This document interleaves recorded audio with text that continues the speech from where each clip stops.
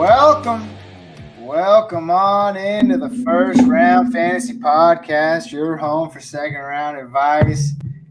Damn it, guys, we got the squad here today. I never thought I'd say that as a 28-year-old male, but we got the squad. We're squadding up. Jason Marsaz joined us again after missing last week. Jacob Bartley here as always. How we doing, guys? Pretty good, man. Yo. We're talking some Dogecoin, however you pronounce it. Talking some football cards. Dynasty League. Dynasty Leagues. Just a lot Our of Dynasty League is up and popping right now. Crazy trades going on. It's fun. Your First Round Fantasy hosts are now sole owners of the first four picks in our Dynasty League. I don't know how we managed to work that. I just realized that today, which is pretty crazy. So, what's up? Who wants to trade up to number one? I got you. I'm down. Question of the day. If you are in Jacob's seat, who are you taking at the 101 Dynasty Draft? Jacob, let's hear you. This is your mock draft chance. Jacob, who are you taking? I mean, if all things being equal, Trevor Lawrence, but it depends on need. So Jacob's got Deshaun Watson, Lamar Jackson, Joe Burrow at QB. You just traded Stafford. If I go into the year with that, Lamar Jackson might be the only one starting week one, to be honest. So I might want to lean quarterback. We'll see. All right. Well, I'm writing notes down as I go, just in case. Justin, if you had the 101 pick, you actually just traded back with the number 2 to get to number 4, but you got some incentive in there. Who are you taking with the number 1 overall pick if you had the chance? That's a very hard question. I mean, it's all about needs, but you can't pass talent for talent. And I got to do us your need, man. And that's why I'm here. I know I'm a wide receiver expert, but I got to learn about the rest of the field, So, I mean, Lawrence is Lawrence, and I'm hearing booming things about Zach Wilson. So it's like, if you can grab one of those two, those seem to be the hot guys. I couldn't really pass on them, I guess. But I heard Jamar Chase is just an absolute stud, too. So if you're looking for that JJ hype, maybe he's the next one. I don't know. But I need a quarterback, I need a wide receiver, and a running back. So we'll take best available, right? Hey, I was going to work on a mock draft for our league, like for the first round. And I was thinking about putting Jamar Chase at number 4 with Justin because he loves receivers so much. But there's no way he takes Jamar Chase over a running back. I don't think so. Or Zach Wilson or Trevor Lawrence. It's hard. Well, but just like in usual trade talks, Justin gives us an unclear answer. Joe, we're moving on to you. Who are you taking with the 101 pick? I got to keep my cards close to the chest, but I'm going to just say hypothetical. It could go any way. I think what Jacob said, it's going based off need. You're either going Lawrence, Wilson, depending on which one of those two you like more, or I could see you even going Harris, or I've been hearing a lot of talk about the other two rookie running backs. Obviously, I don't know how to pronounce his name, but Travis Etienne. Etienne. And then Javonte Williams. So Etienne more so. It depends where they land. I mean, by the time we get there, Najee Harris could be the third guy on that list because he goes to Buffalo or some shit like that. Hey, and you got to look at Kyle Pitts too. You got to look at Kyle Pitts too. I think, like Jacob said earlier while we were talking, just the four of us, is he's going to be productive wherever he goes. Now, I think if you're going to take him at that first pick, he's got to go to the right spot. Oh, yeah, for sure. If he goes to a bad spot, I still think he's top 6, top 5. But even in a great spot, you could consider him number 1. Well, you heard it here first. At the 101, it's based on team needs. And we all know Gabe will take Zach Wilson, so no need to ask. We'll talk about that later. But Joe did bring up rookie running backs, and that's a perfect segue into our show today. We're going to be talking about some rookie running backs, 3 to be exact. We'll shout a few more names out there as we go along. But before we get to those guys today, we got some news to cover also. Cardinals signed James Conner, formerly of the Pittsburgh Steelers. Initial thoughts, Joe, what are we feeling? How does this help? Chase Edmonds obviously leaves the Pittsburgh backfield completely wide open. I think we knew that going into free agency because they weren't going to re-sign James Conner. But looking at Arizona specifically, are you excited about Chase Edmonds? Do you think they're still going to invest in the draft, or are you excited about James Conner? What are you feeling, Joe? I think Edmonds is always kind of projected out to be a guy that was never going to be a true workhorse. right? So he's a guy that's going to get you value based on 10 to 15 touches. Now, if I have to compare this year to last year, because last year Edmonds proved that he was fantasy viable. He wasn't necessarily RB1, maybe not even an RB2, but he was a flex play, right? Yeah. So now you go into this year, Drake is gone, Connor in. I think Drake is better than Connor. So as far as Edmonds is concerned, it was an upgrade. Now that remains to be seen with how Arizona uses them, how Cliff Kingsbury uses them. But I think for his offense, with Kyler Murray being very mobile, with DeAndre Hopkins and now AJ Green and maybe Fitzgerald's back, they have and Christian Kirk too. They have so many weapons that they pass the ball so much that Connor seems like he may just end up being a goal line guy. Maybe you put him in on some first downs, but I think Edmonds is going to get the bulk of this. His value went up a little bit to me from last year, but definitely a little bit down had they went out and got a Brian Hill or some no-name guy instead of getting a James Conner. I'm glad that you mentioned James Conner getting goal line work. Last year alone, Kenyon Drake was the league leader in goal line attempts.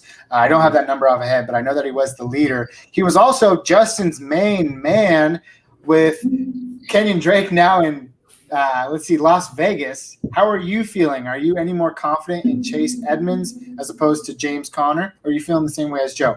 Yeah, true.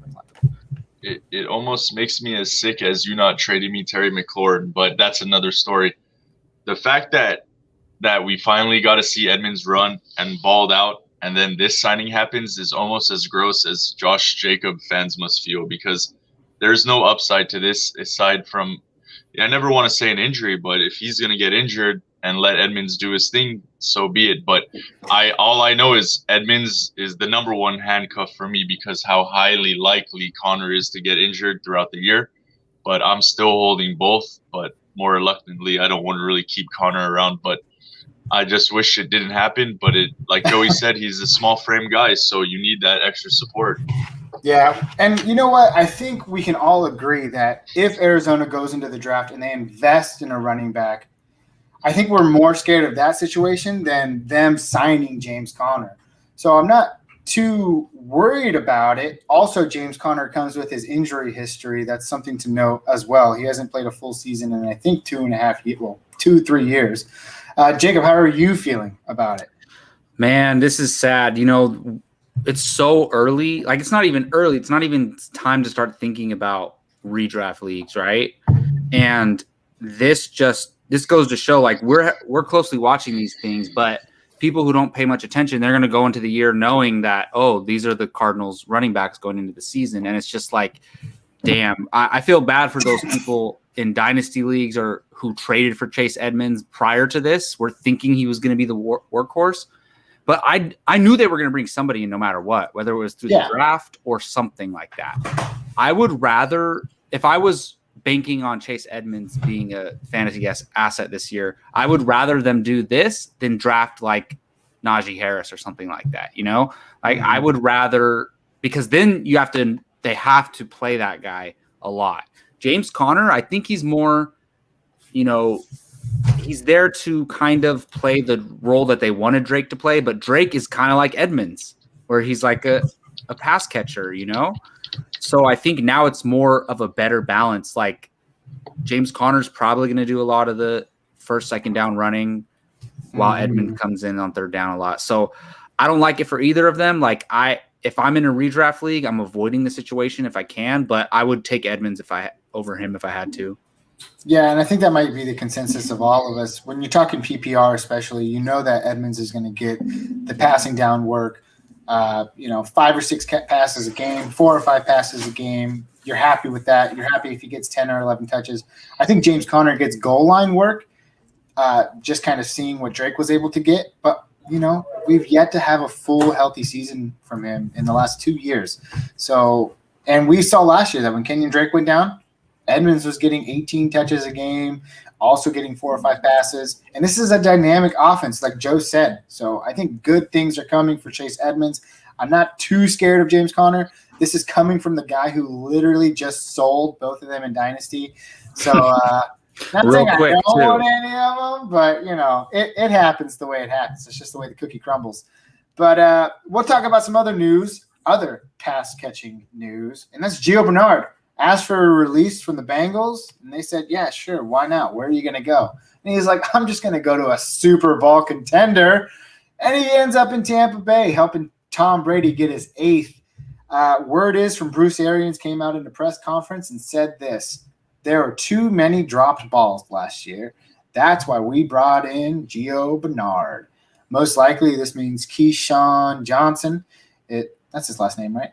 Rookie? Vaughn. Yeah, Vaughn. Keyshawn Vaughn. Sorry, Johnson Vaughn. We're unlikely to see him for at least another year. But, I mean, dude, this backfield, so convoluted. Justin, do you want any piece of it? Yeah, I mean, they're a course great I do. team. Well, then who do you want? I was a hater every week last weekend. It just caught up to me. I have to forgive myself for that. But I would be happy with Fournette and Ronald Jones. I'm not gonna necessarily. I think the Gio Bernard signing is just as relevant as Keyshawn was, so it doesn't mean anything to me about that. But I'll try to get one of them and hope that they become the running back that I need throughout the year. But they're just going to use whoever's hot, whoever's needed. You know, you can never really follow what they do with that running back course. So whoever plays is going to be relevant. I know that. Whoever plays is going to be relevant. Yeah, that makes a lot of sense. It does. Gio Bernard is 29. He brings that No, I didn't mean to say it like that. That sounds like I brushed it off. But no, it totally makes sense. I was going to say that Gio Bernard, he's 29 years old. He brings that veteran presence to a backfield of a lot of younger guys. He's got a similar skill set to James White. I know that we're all hoping that, Ronald Jones was going to be last year or Keyshawn Vaughn was going to be last year. Jacob, did you want to bounce off of what Justin said? Do you think that Gio has any sort of relevance, or are you touching this backfield at all? So the only thing this does, because nobody was rostering Gio Bernard other than a handcuff to Joe Mixon. The only thing this does is hurt Ronald Jones and Leonard Fournette because, and like Justin said, I don't think it's too impactful. Like it's probably similar to as much as Keyshawn Vaughn did last year, but the thing is they were disappointed in Keyshawn Vaughn. That's why they don't let him finally step in and take the role that he needs to be. But I just think that either way, they're going to take Ronald Jones, Leonard Fournette off the field when they need a running back in a passing situation. This is why they brought in Giovanni Bernard to catch the ball. They are not happy with Ronald Jones can barely catch the ball. Leonard Fournette had a lot of drops last year. So for some reason, Leonard Fournette is not being even as good as he was in Jacksonville with catching the ball. So that's the sole reason they brought this in. And like I always say, they're not worried about our fantasy needs. So it just sucks. Like I have Ronald Jones in Dynasty League, right? And now it's like I just don't like. I want to get rid of him. So talk to me. Get rid of him. Talk to me. Joe, are you feeling the same way? I mean, this seems like quality veteran insurance, right? Like every year, these Super Bowl contending teams, they go out and get LaShawn McCoy. They go out and get guys that can play in a pinch. The Chiefs, we've seen do it. Le'Veon Bell last year. I think this is just, again, if you're trying to win the Super Bowl, you're not trying to trust Keyshawn Vaughn, who has, 50 carries his entire career? Probably not even that much. And so what do? Let's say that Ronald Jones goes down. Let's say that Leonard Fournette goes down. Well, Leonard Fournette is a multifaceted back that can catch and run, but Ronald Jones is not, right? He's not a very good pass catcher. So what happens if Leonard Fournette goes down? Now you don't have that third down back. That's a great point. So who's that third down back? It's Gio Bernard. So to me, this is insurance. As long as Fournette and Ronald Jones are healthy, I don't see Bernard being a factor.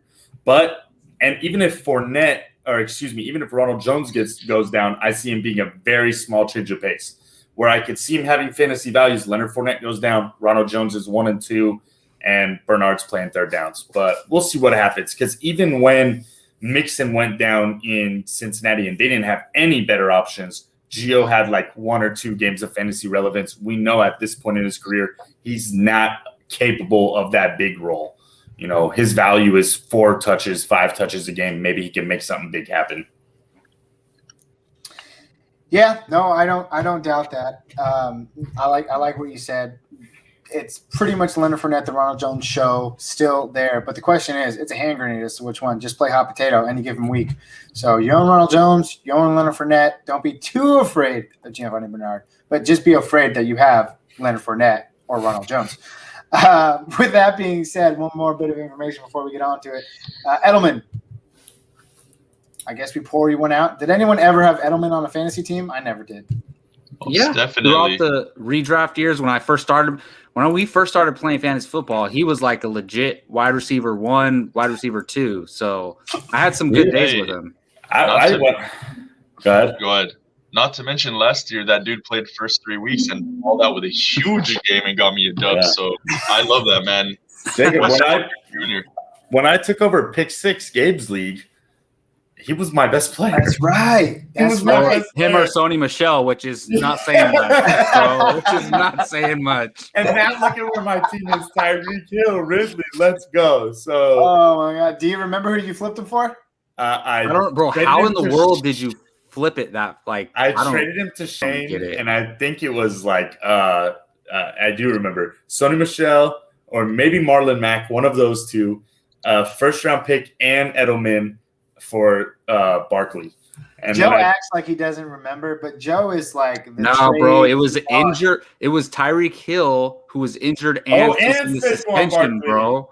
Yeah, because that was the offseason. He like allegedly broke his son's arm, and so there was a lot of talk that he was going to get maybe kicked out of the league, and Shane was trying to fire sell him. So I said, hell yeah. He didn't play for a while, and then he comes back and he's the best wide receiver in fantasy. So whenever Joe has a bad day, which I'm guessing probably isn't often, but whenever he's feeling a little down, he opens his little black book of trades that he's been able to, make throughout the years, and he just gets a little smile on his face. It always cheers him up.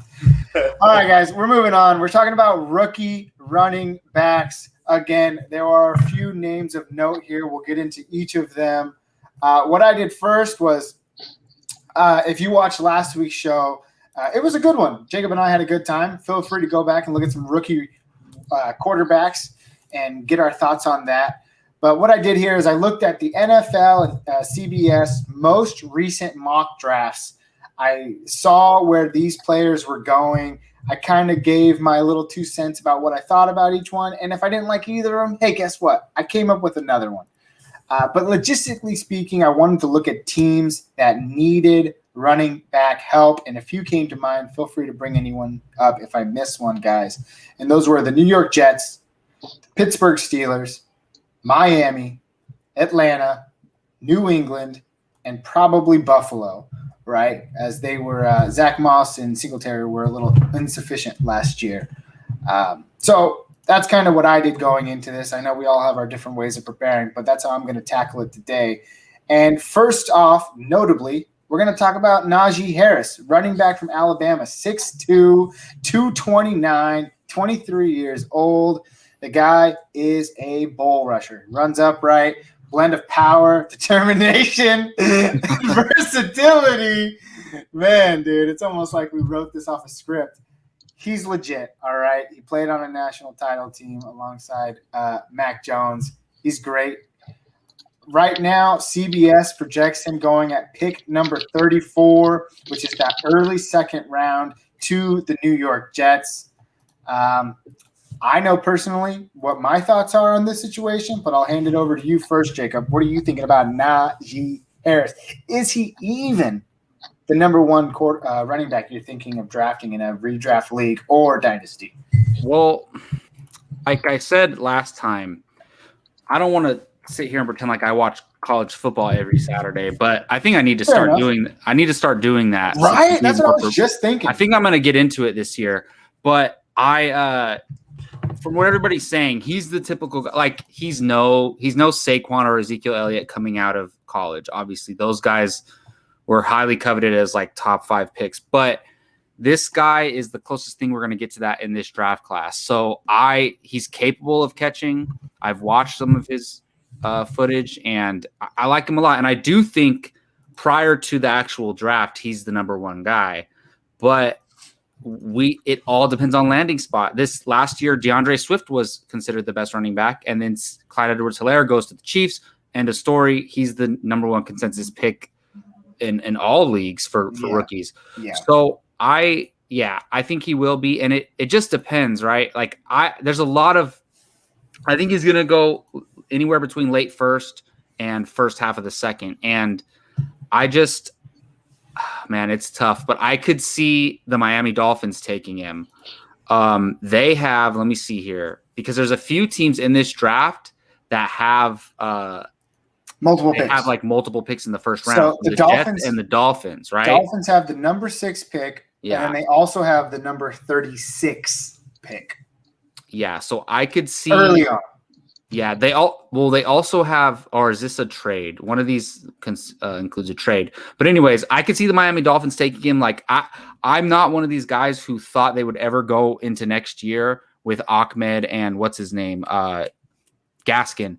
Like I thought they're going to do something at the running back position, and I think the reason why they didn't sign anybody is because they're planning on bringing somebody in, and I think those other guys are going to go back to being backups, and I think a guy like Najee Harris, and they showed us last year when they commit to a guy, he's the guy. No, and I don't know. I don't think Harris and Tua played together, did they? I'm not sure. You're asking questions that don't make us look good. The wrong person. No. Yeah, they would have because you both went to Alabama? Najee's a 4-year player. He's a senior. Okay. So they would have, yeah. They probably had other running backs there too that were playing prominent roles. But yeah, I like him. I like him going to Miami. Yeah, Miami is not a bad pick. I mean, obviously, like you said, when they have a guy, they have a guy.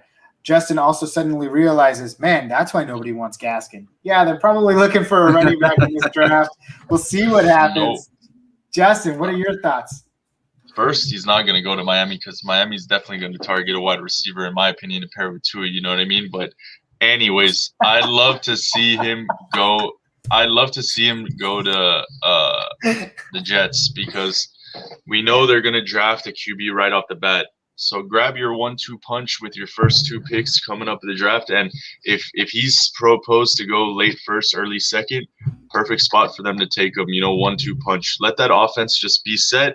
Next couple of years, some trades shore up the rest of the positions. But they have – I don't even know who's their running back right now. Is Frank Gore still contracted with them? I don't even know who they're running. Michael Pirine is their best running back. But I don't think they're going into the year with that. Just that. Yeah. So if they are fortunate enough to land him, I would love to get in on that offense. I just want a new fresh start with that team, and either Wilson or who knows who's going to go there, but him and Najee would be nice to see. So for me, it's the Jets, but Steelers, I also do like that thought, but not the Dolphins. You seem to fall in line with what CBS, the latest CBS, that was as of this morning, they projected him going at number 34 to the Jets as well. Ooh. But you threw in the Steelers there. They do have the number 24 pick, and that's where I like them, honestly. I know that they need help. They're not going to do things with Benny Snell, Anthony McFarland, or Jalen Samuels there. Those roles are clearly defined where Jalen Samuels is a pass catcher, Benny Snell can't get it done on the ground, and Anthony McFarland is just too small. At the 24 pick, Big Ben is on his way out. Sure, right now CBS has him drafting a QB. I forget his name already. Don't do that. Figure it out next year. Draft a free agent. Sign a free agent. Get the running back you need to power that offense, and that's Najee Harris to the Steelers with the number 24 pick. It also makes him easily, in my book, running back 1, top 12. Joe, what about you? I'm going to go with Jacob on this. I see the Dolphins as the most logical fit, and I'll get to why. Hopefully you start with me on the next guy. But I think that one of the things I've heard about Najee is that he is a very big guy. He is 235 pounds. He's built, and he's not the best pass catcher, but he can do it, right? He's improved every year at it. And so I'm like Jacob. I don't watch a ton of college football, but I do kind of look at – I did know Najee 2 years ago from Alabama, actually, because I do go and look at whoever Alabama has as running back because they always get to the NFL. But I know that's funny. But so I see him as a more logical fit in Miami because I do think Gaskin's going to have a role, Jacob. And you brought up one thing. You said who we know that the Dolphins, whoever they committed to last year was kind of their workhorse, right? But the problem with that is what happened. Ahmed got injured. Gaskin got injured. Breida got injured. They had a lot of guys that got hurt, and nobody could consistently stay healthy. So what are they going to do? They're going to go out and get a guy like Najee Harris, a big bruiser back, who can be that number one guy and fill that workhorse role. But they're not going to completely do away with Gaskin. He killed it last year. I mean, you don't just have that kind of a year and then all of a sudden get cut out. So I think for their situation, Najee makes the most sense as a goal line back, as a first and second down workhorse. And then you can still sprinkle in some Gaskin. So I like him there. And like you said, the Tua Najee reunion. So I like Miami. Tuja, Najee reunion. And you bring up a good point. You know, Gaskins was so good. Why would they consider an investment? Well, also, he was undrafted from Washington. There's a very low risk, high reward there from him. And oftentimes we see that time and time again. Those players, they're one-hit wonders, you know, because they got to go out and they got to spend the draft capital. I would love to see Gaskins back. I love it. I thought he was serviceable. I thought he did what he needed to do, and I have him in 2 leagues. Well, I think it's just injuries, man. Injuries is why you bring in a Najee Harris, and then those other guys can contribute. Yeah. Yeah, most definitely. But all of us bring up valid points. Joe, I like what you had to say as well. Joe and Jacob, you got him going to Miami. Justin hasn't gone to the New York Jets. I preferably would like to see him with the Pittsburgh Steelers. We'll just have to wait and see until. So let me ask you guys this though: which, if he goes to one of these teams, is he your RB1 in this class? I mean, that's hard to say without saying where these other guys are going, but I guess which one of those teams is the best fantasy scenario? You know. Let's get to that later, Jacob. Chill. Okay. No, I'm kidding. You're gonna ruin my other spots. All right, that's fine. If Joe has something for us, we'll wait. We'll get to other spots. Then let's talk about our next guy up here, and that is Travis Etienne. All right, I don't know if I pronounced it right. Jacob, you pronounced it perfectly earlier. How do you say it? I forgot. No. Oh my God! On the spot. Travis Etienne? Yeah. I think that's how you say it. Travis Etienne, Clemson running back, 5'10", 215, 22, a year younger than Najee Harris. Sometimes that matters in running back years.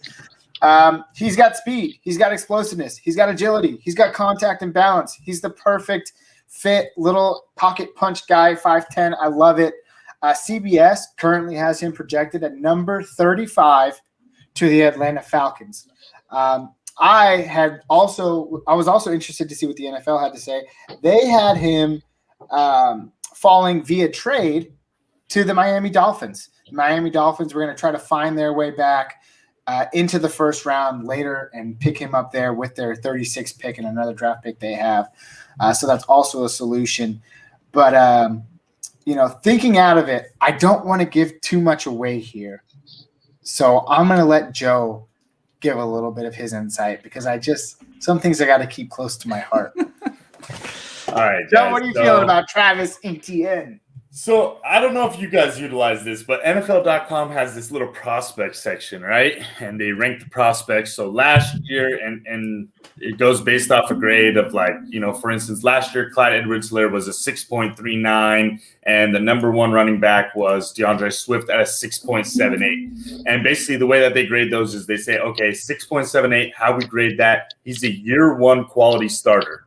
Whereas if you're somebody like Clyde or Jonathan Taylor and you fall into that 6.39, 6.4 category, you're going to project it to be a starter within the first few years. Nowadays, obviously, everything's pushed up. So, but they project him as a good quality starter. Travis Etienne, or however you say his name, he's actually the highest rated guy in this draft class as far as rookies are concerned, 6.71. So he seems like a do-it-all back. And now it's going to bring me back to why I don't think Najee Harris is going to go to the Jets is because he is. And the Jets are going to take him higher than Najee Harris, and Najee is going to fall to Miami. And the reason I say that is look who's their coach, right? Look who's their offensive coordinator, guys that came from the 49ers. And what are the 49ers like? Pass-catching backs, guys that can do it all. Mostert, Jeff Wilson Jr., Breida did good here. Tevin Coleman, which Tevin Coleman, by the way, is the Jets running back, by the way. I know you guys were talking about that earlier. He's signed there. So what do I like? I like Coleman, and I like this guy. And they're going to be the 1 and 2, but obviously this guy's going to be the one. And they're going to draft Zach Wilson. We already know it, right? So what do you do with a mobile quarterback? You get him a mobile pass-catching running back, some guy who was rated as a good blocker in college, some guy who's a 3-down back. So I like him going to the Jets and pairing up with Saleh and the 49ers' old coach, LaFleur. He's the offensive coordinator, right? So I think it's a seamless fit over there. We have Joe under contract, so if you're listening and you thought that sounded perfectly tasteful, you can't have him. He's under contract in 2025. I love the connection with right. I love the connection with Robert Saleh and just that sort of prototypical back that San Francisco likes, and he brings the offensive coordinator with him over here. So it's all good and gravy. I love that connection, and I also too love Travis Etienne. Very much so, more than Najee Harris, given that he's got that pass catching skill set, a little bit more versatile than Najee Harris. Now, in this NFL, you, especially for fantasy, right?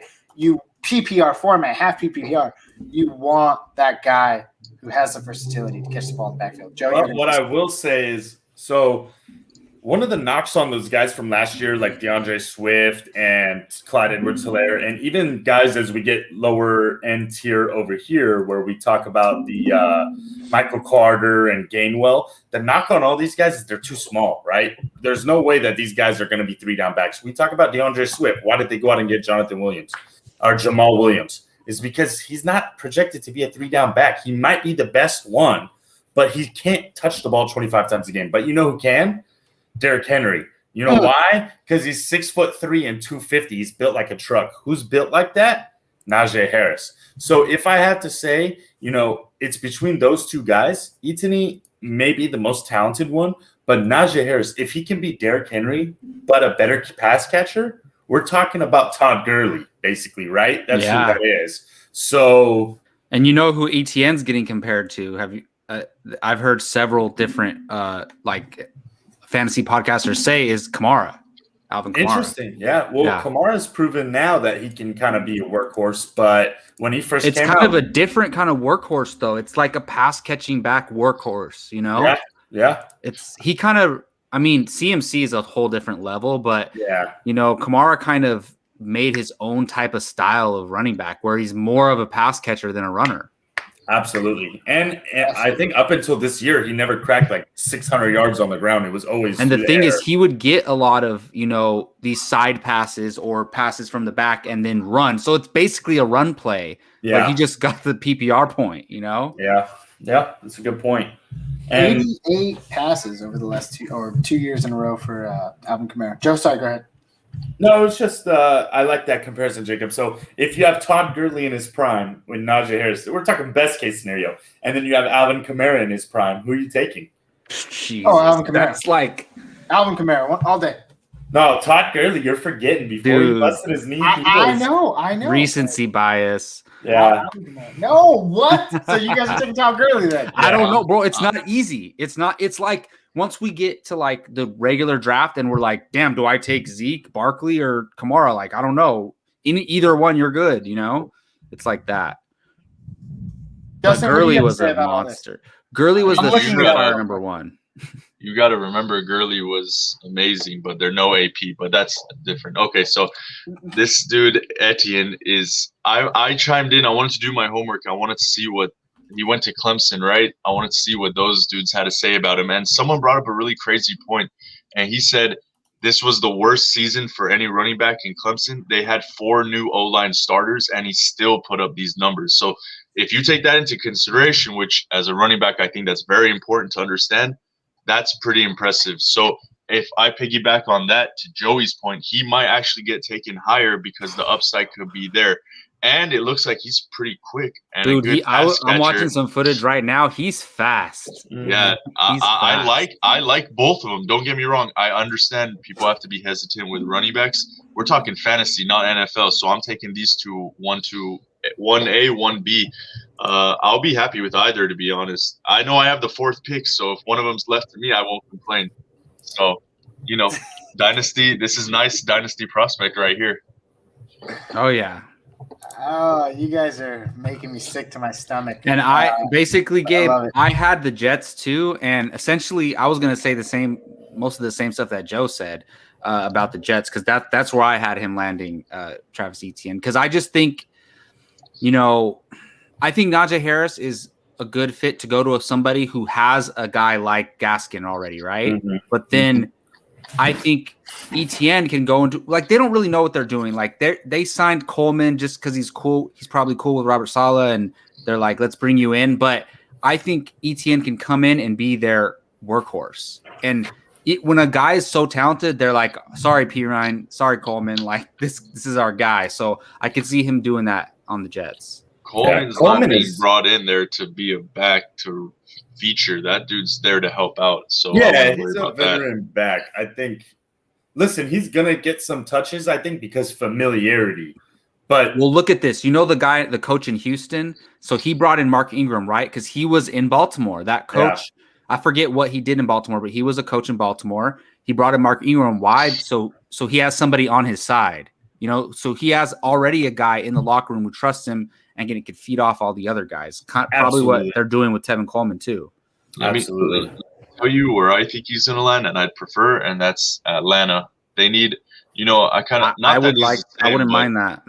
I see the type of run that when Devontae was running at his peak over there, and he was just a multifaceted dude. I can see the same for this guy, and you have Ridley and Julio and Hurst. Let that running back run free over there. Yeah, my only thing about Atlanta is, for fantasy wise, awesome. I love it, right? They don't have anybody really who's in the way. Mike Davis. My problem with it is that Atlanta sucks, right? And they're not necessarily going through a rebuild the same way that the Jets and Dolphins are, right? The Dolphins overperformed last year, but their quarterback's second year. The Jets are going to have a first-year quarterback, new head coach. Those teams are in the rebuild. What's up with Atlanta? You have veteran Julio. You have veteran Matt Ryan. You have veteran offensive line. You have an aging defense. I can't stomach them. I don't think from a football standpoint, you go out and spend a second-round pick, which is what it's going to cost to get him, an early second-round pick on that when you have so many pressing needs. Like, from a fantasy perspective, I love it. But from a real life, I can't see it. Yeah, I disagree fully. Well, I kind of agree with you, Joe, because especially if so rumor has it that they might just take Pitts, not trade back, and just take Pitts at number 4. That's, maybe that's just, they're just throwing that out there. So teams trade up to number 4 to get a quarterback. But if they take Pitts at number 4, they're definitely not taking an offensive player in the second round. But we'll see. I mean, Justin could be right. I mean, I don't understand. I saw that too, but it doesn't make sense. They just dropped a big old pick on Hayden Hurst over there, right? So why are they going to go draft? I mean, is Pitts that revolutionary that you drop what you have to get that guy? Maybe, but I don't see it. The reason I completely disagree with you on this is because I watched good amount of Falcons games, and it was pretty gross watching Gurley get stuffed with all these good runs. And then who was it?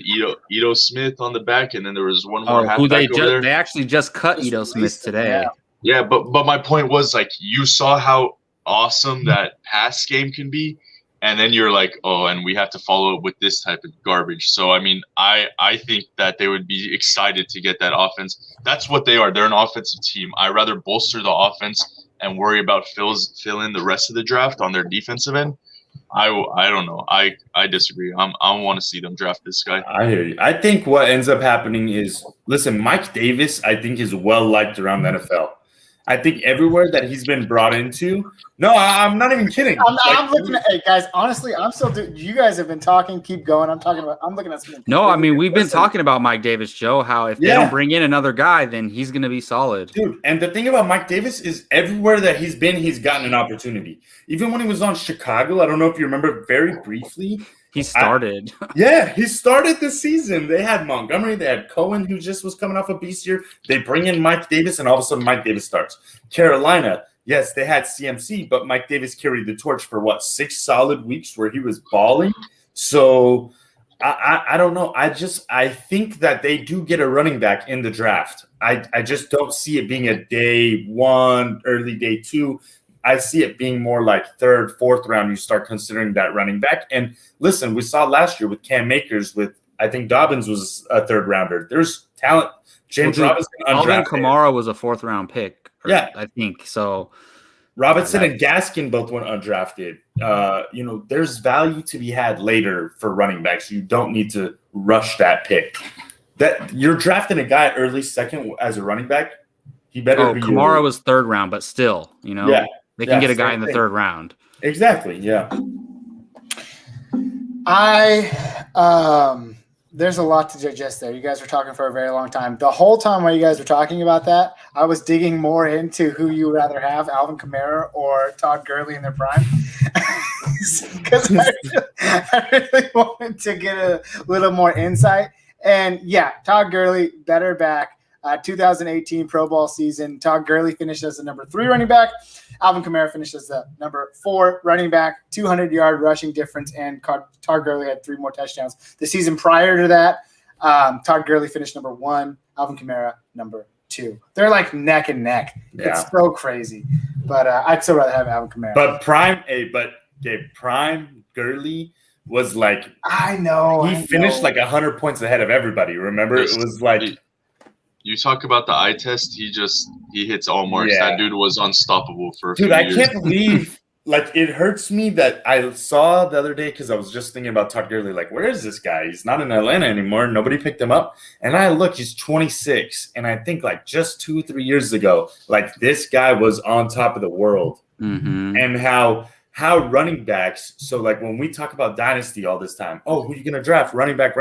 Well, these quarterbacks, I drafted Herbert, or I got Herbert last year. He's good for 10, 15 years, right? Yeah. It's going to take a catastrophic injury for something to happen to him, and it's very rare for quarterbacks. Even when they do have big injuries, they usually come back. For running backs, you have that bad injury, let's say you're done. There's no coming back. You know what I mean? Well, you got to take that into consideration in dynasty too. That's what I'm saying, like – And look, like Pitts could be great for 10 years, right? But then maybe Najee Harris is great for 5 years. So what's the trade-off, Yeah, but that's why you're drafting running back so high, because maybe the running back you're sitting on is unfortunately going to have that happen to him. Yeah, it's a revolving door. They're very irreplaceable in the sense that there's nobody on the waiver to pick up. Like, who's going to get Tevin Coleman is the best one in our draft that's on the way. You know what I mean? Like, it's bad. So to Gurley and Kamara, I think it's as simple as this. Gurley was hands down consensus the number 1 pick in fantasy for what, 2 or 3 years? Like there was no question. Yeah. Kamara has never been that. I mean, he should be some years, but he's never been that. He's always in the mix with the top 4 or 5 guys. It's unfortunate because CMC came right after Gurley. Yeah, and there hasn't been a chance for Kamara to be that guy. That's fair. Yeah. I'm just envisioning a team that's a little different. Is all. Let's move on, Gabe. I want the second best. I was just gonna say that Gabe always wants the second best guy. He wants Zach Wilson. He wants Travis Etienne. That's well. To be fair to Gabe, I've seen people go out and say Zach Wilson is going to be better than Lawrence, and I'm kind of on that hype train too, just because. I like his style a little bit. Don't believe these lies, Justin. Don't believe these lies.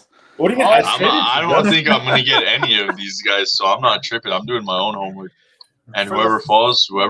Nah, hey, there's plenty to go around in the top 4 or 5. Yeah, right. Top 5. I got 2 of them. Let's go. Yeah. For the 4 people that are watching, and for the many who will watch the clips later on, I do have an article coming out tomorrow, and I have different thoughts about Zach Wilson after many days conversation with Joe and Justin. It's led me down a rabbit hole. Oh, suddenly he's off Zach Wilson. I'm not off Zach Wilson. We'll see. Gabe, share the article with us early with the live viewers. You know what, guys? I don't like Kyle Pitts anymore, guys. Yeah. I'm also I love all these dudes. We got probably one more guy to talk about it, and that's Javonte Williams, running back, big boy. CBS currently has him going at the number 50 pick to the Miami Dolphins. Obviously, we've talked about Najee Harris possibly going there. We've talked about Travis Etienne possibly going there. Now we got Javonte Williams also possibly going there. All right. From what I can see, he's the 3rd rated back. Joe, I don't know if you were looking at that prospect list a little bit earlier and can pull up what Javonte Williams had. But if you did, give us your 2 cents, man. What are you feeling? So, as I mentioned earlier, Edney 6.71, Najee 6.46, and Javonte Williams 6.40. Now, the reason that is significant is I look back at last year too. Okay, J.K. Dobbins 6.38, Cam Akers 6.39, and Clyde 6.39, Taylor 6.41. If you're keeping track at home, that puts that puts Williams in that category of Dobbins, of Akers, of Clyde, of Taylor, right? And I keep hearing there's 2 running backs that are great, and nobody's talking about this kid, right? He's not projected in the top 2 rounds in the NFL.com draft. He's not projected in the first 2 rounds of CBS. I don't know why. No, Jacob, you have access to the Mike Clay one. I don't know if he's in there, but funny enough, I like to go and look at Mike Clay's dynasty rankings around this time for the rookies, right? To see. Why you pull that up, Joe? It's funny because right before we hopped on the podcast earlier today, before we started the podcast, we were talking about how sure he may not fall in the first 2 rounds, but look how many, and you brought this up. Look how many guys last year were drafted in the 3rd round who had relevance last year. So, absolutely. And I mean, the thing with this kid, I was looking at Mike Clay's dynasty rankings. He has Etany as basically the number 1 back at number 45 overall, and the running back 20 for next year. He has Javonte Williams as running back 21 and 1 spot after, number 46. He has Najee Harris 2 spots later. So all 3 of them very close, but the way he sees it is Etany, Williams, Najee Harris. Now, I think a lot's going to determine where they fall. Landing spot, yeah. Exactly. So what I could see is Javonte Williams. We talked about the Falcons. That could be a good spot, right? Because if you're talking about I can get a guy who might be as good as these 2 top guys, but I can probably get him in the 3rd round. Okay, now I'm a little bit more bought in. Now hey, we can bring this guy a little bit slower because we do have a Mike Davis. We can even have it be a Jonathan Taylor situation where he doesn't have to step in day 1, right? Where we bring him along easy for the first 8 weeks and let him loose the last 8. And that's a great thing to have Mike Davis for, right? So that's where I like him is 3rd round to the Falcons. And I think he is going to be very fantasy relevant, but I think it's going to be a situation maybe even more so like Cam Akers, where if you draft him in a redraft, you need to sit on him for 10 weeks. He may not blossom right away. Yeah. He's going to be worthless potentially, because even when we looked at Cam Akers last year, we said, Brown, Henderson, these guys are not going to impede in Akers' way, right? Jacob, I remember you and I talking about it. Oh, Cam Akers probably has the most potential right off the bat because nobody's in his way. Well, we'll see. I don't know. I think it's a very similar situation. You may have to wait a little bit, but I think the rewards could be more than even those top 2 guys for the first year. And you know what? Believe it or not, it's not a hot take. It's not. I know I've watched a little bit of clips on Javonte Williams, and I mean, I'm not going to say I agree with Mike Clay. I mean, obviously he's a fantasy football guru, but it makes a lot of sense when you do think about it. Jacob, what about you? Yeah, it's once we get past the 2nd round, it's really tough because first of all, I don't know. I can't keep track of what teams even have a 3rd round pick and all that stuff. Because even if you look at a mock draft, most mock drafts go only 1st round. You can find some that go to the 2nd round.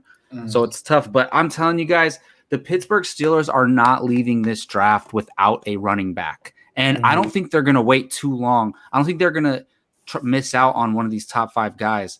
And whose top 5 is up for debate. But definitely you got Javonte Williams in the top 3. And, if Miami and the Jets grab Najee Harris and Travis Etienne, I could see the Steelers getting Javonte Williams. I know they brought in they just brought in the other guy, the guy who's on the Chargers last year, but that's not their plan. Yeah, Kalen Ballage. That is not their plan going into the year. I think it's weird because every year they draft a running back, right? Like they draft somebody last year, yeah. And it's like I guess those guys aren't good enough to take over.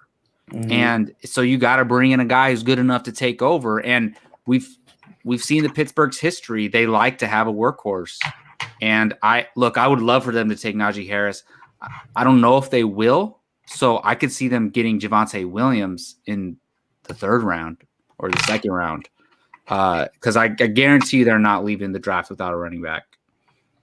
Yeah, I think it's highly unlikely. I mean, I don't see them moving forward with Anthony McFarland, Benny Snell, Jalen Samuels. Justin, what about you, my friend? Two things on this: where I think versus where I like. I think he's going to be a Steeler. Where I like is undercover, and that's Seattle. I mean, Carson got signed to what, a 1-year deal? He's running And his wheels it's only short. like a little bit of guaranteed money, so they can cut him next year. Without losing any money. He's running on fumes at this point. They really hit him for a good amount of times.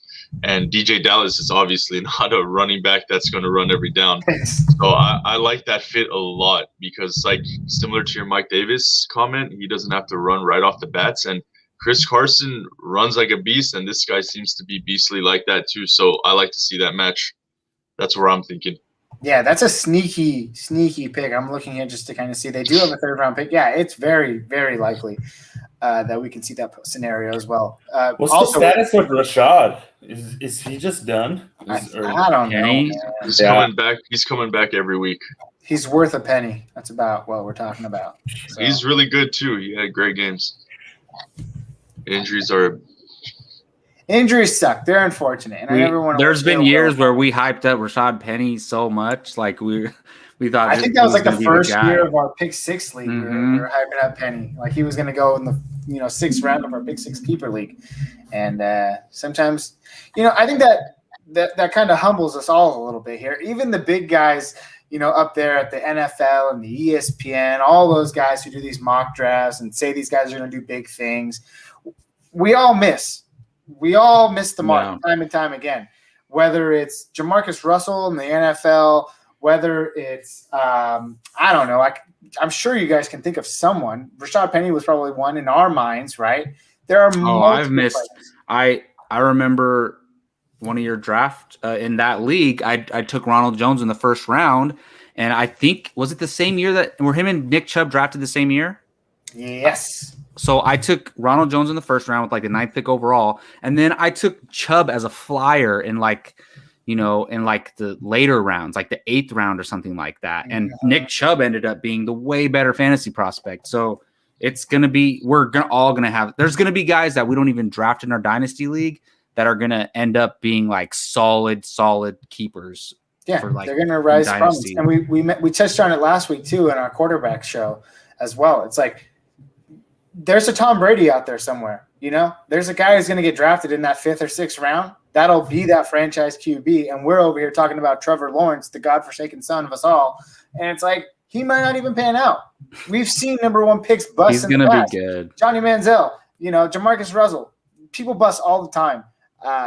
No discredit to them. They got there. They got to that point. They just kind of folded under the pressure. So when you talk about running backs, such a thin landscape in general, it's very likely that these guys come up and go down. And that's just kind of the way of the game. Joe, you wanted to say one last thought? Well, it's just something for people to always keep in mind is that when you go back and look at those drafts, right, you're always hyped on somebody, right? Like that year was Rashad Penny, Sony Michel. They were both 1st-round picks. Kyle Pitts. Sorry, go ahead, Joe. We saw what happened to Rashad Penny with injuries, but Sony Michel's a flat-out bust. Kerryon Johnson's another one. Darius Guice, Royce Freeman. Sometimes they hit, sometimes they don't. You know what I mean? Yeah. It's not necessarily that and it's not even that, there's going to be guys from the 5th and 6th round. There's going to be guys that we're not talking about. And so you just got to get lucky and hit one of those. I mean, look at the running back class, the wide receiver class from last year. I looked at last year's wide receiver class in the 2nd round of our dynasty draft. Justin Jefferson, Higgins, Pittman, Claypool. Okay, how did those guys Ayuk? How did those guys compare to Lamb, Judy, Ruggs, Rieger? Those guys kind of suck compared to the first guys I mentioned, right? Why would you put CeeDee Lamb in that list? That's weird. Because he was drafted in the 1st round. He was a big-time name, right? Before Dak went out, he was wide receiver 1 out of that group. Listen, I'm not going to be biased. There's some hits in the 1st round. CeeDee's a beast. Well, I think his year was disappointing. Like, if you take each group and compare them, maybe the 2nd-round group was better. Way better. Yeah, but Justin Jefferson, Higgins, all those guys, yeah. No, CeeDee was fantastic. My point is that It's not always going to be that top guy. It's not always going to be Corey Davis, man. It's going to be some guy in the second or third round. You don't know who's going to hit. Yeah, because I believe Gio took Rager in the first round, and he could have took T. Higgins. You know, he could have taken Justin Jefferson. Or Brandon perfect Ayuk. example, when we talk about running backs, you could have not have drafted him at all. Example A, James Robinson. Example B, Myles Gaskin. Those were waiver wire pickups last year for a vast majority of people because they were both undrafted. Or A.J. Dillon. Or what? A.J. Dillon, who went higher and didn't do anything. Oh, exactly. Yeah, exactly. Yeah. He will do something. Though. Yeah. I That's his hope stash. so, but I'm just saying. Yeah, he's Is still it good. shocking I see if he Justin would've trying to buzzed? grab AJ Dillon in the Dynasty League. Hey, so I want to ask you guys real quick. Let's say this is what happens, right? Let's say Najee Harris goes to the Miami, ETN goes to the Jets, Javonte Williams goes to the Steelers, and they don't make any other moves. Like their running back room is as is with those guys. What was it again? What were the teams? So Harris to Miami, ETN to the Jets, Williams to the Steelers. I have it in the private chat. So where are you guys drafting them in that order if those are the teams they're going to? ETN. I'm drafting. Damn it. Well, I think I have to go Harris number one, just because Really? he's like a Derrick Henry guy, man. Like Give he's us not Derrick Henry, but Jacob, you brought the question up. Rank them. Where do you go in those spots for fantasy? Rank them. What are you doing? What are you taking? Harris 1, and then who else? yeah, I mean, I'm gonna go Harris, Williams, Etienne, because Wow. it's not Wow. Etienne's skill, it's the Jets, man. I mean, I trust Solid to get that team in shape, but Listen, I like I don't know, the man. Jets. Why have they never? I mean, it's different this year, but why have they never had a good running back? Like even Le'Veon Bell is just like, Yeah, Let me see if I can answer Joe's part because Joe's been hitting the mark tonight. We like the Jets because they're probably still going to be down a lot early on in this season. He's going to get a lot of pass catching. That's- He's a pass catching specialist. Joe, what were you going to say? that's a It's fair point. It's a brand. Okay, look. It's a brand new Steelers- team. It's a rebuild. Steelers and Jets, who had better running backs last year? It was like the same, pretty much. No. Steelers. In terms of talent, like Connor's way more talented. Oh than yeah, anybody that Jets Steelers, had, right? Steelers, yeah. Okay, and none of them were fantasy relevant, right? The No. Steelers haven't changed their coach. They haven't changed their quarterback. They haven't changed their receivers. They haven't changed anything. It's the same team. The Jets have a new coach. They have a new regime, new offensive coordinator, brand new quarterback.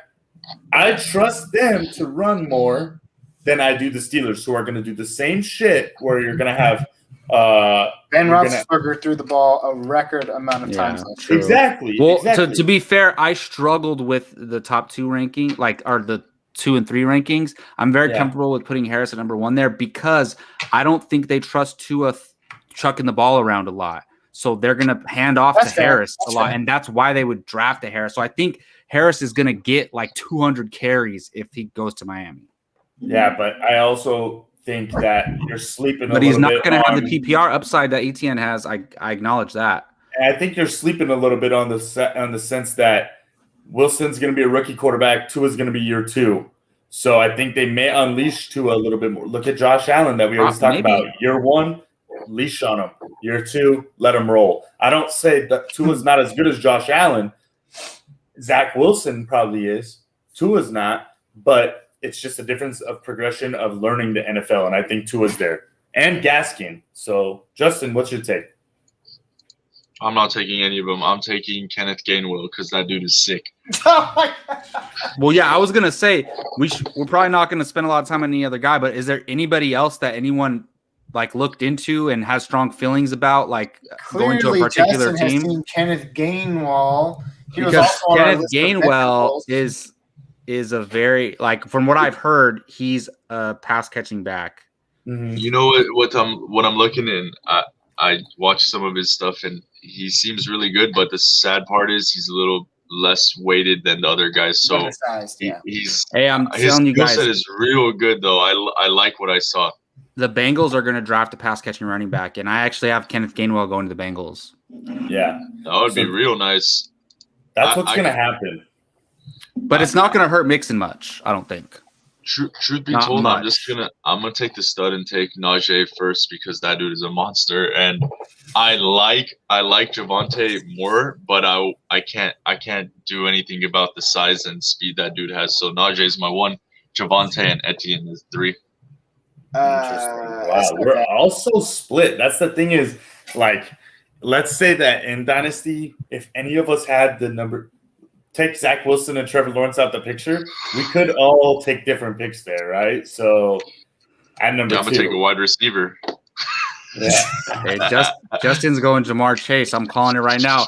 Look out for my mock draft for the You know what Dynasty League. sucks, man, is that guys like Michael Carter and Gainwell, they're so damn good, but I just feel like there's no potential to be that workhorse. They're just too small. Because right? look, well, they're gonna go to like a Cincinnati type situation, you know.